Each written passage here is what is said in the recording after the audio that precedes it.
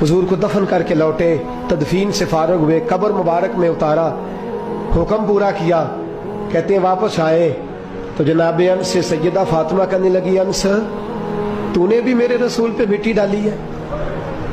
अनस तेरी जरूरत हो गई थी? फरमाते उस वक़्त फातिमा का पहला आंसू गिरा और फिर 6 महीने हुजूर के बाद हयात रही, मैंने उसके आंसू ही गिरते देखे। लोग सो जाते, वो हुजूर के रोज़े पे जाके बैठ जाती। कहते मैं समझाता बहलाता, लेकिन फातिमा कहती अली सब्र अपनी जगह, कर्म अपनी जगह। और मैं तुझे क्या बताऊं, बहन भाई पहले सारे चले गए, वालदा पहले छोड़ गई, अब हुजूर अलैहिस्सलातु सलाम ने भी पर्दा डाल लिया है, मुझे चाह और जानिब कुछ दिखाई नहीं देता। कहते 6वां महीना था हुजूर के विसाल को। एक दिन मुस्कुराती हुई फातिमा घर आई रोजे से रात को बच्चों के साथ, तो शेर खुदा कहने लगे, मैंने कहा फातिमा बड़े दिनों के बाद मुस्कुराते देखा, क्या बात है? तो कहने लगी अली आज मेरी आंख लग गई थी, मुझे हुजूर ख्वाब में मिले हैं, तो मुझे हुजूर ने कहा तू रोती क्यों है? तो मैंने कहा महबूबा मेरा दिल नहीं लगता। तो फरमाया बेटी तैयारी कर, तू मेरे पास आने वाली है।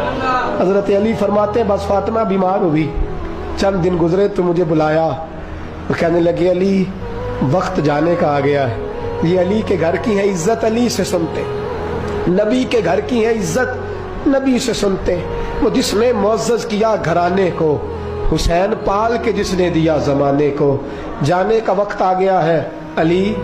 पहली बात तो यह है कि हुजूर की नवासी जनाबे उमामा से शादी कर लेना, वो हुजूर को बड़ी प्यारी है।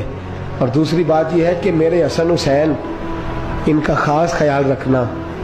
और तीसरे लफ्ज़ कहे तो हजरत अली तड़प के रोए, कहने लगी मैंने वक्त गुजारा है, आपकी हुकूक मेरी जिम्मेदारी थे, मैं इंसान थी भूल जाती थी, अगर मुझसे कहीं कोई कमी रह गई हो तो मुझे रज़ाए इलाही से दरगुजर करना, कहीं मैं हुजूर के सामने जाके शर्मिंदा ना हो जाऊं। शेर खुदा करम अल्लाह ताला वजहुल करीम फरमाते मैंने हाथ थामा और मैंने कहा फातिमा अली का बड़ा मर्तबा था, पर जो तेरी निस्बत से कमाल था वो तेरा ही था।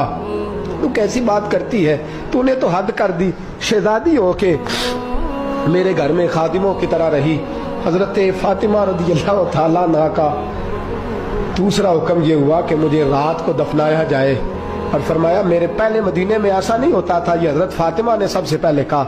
फरमाया मेरी चारपाई के साथ लगा के ना शाखें, चारपाई के साथ तो ऊपर ला के उन्हें ऊपर से बांध देना, और उन शाखों के ऊपर एक कपड़ा डालना, मेरे कफन पर भी किसी की नजर न पड़ जाए।